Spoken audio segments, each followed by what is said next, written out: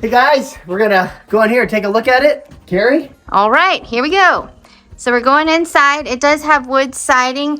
As we said, that this is a land listing, but we did want you to see the property that is currently on it.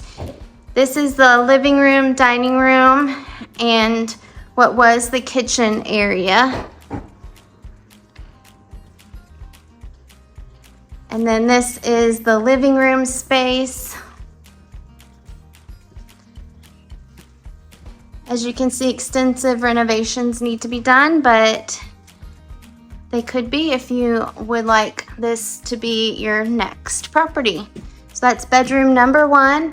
This is an ancillary space. It currently does not have any walls. If you needed to close it in to make a 3rd bedroom, you could. This is bedroom number 2, and we're gonna do a circle around, as this is the bathroom for the residents currently. There's shower tub surround.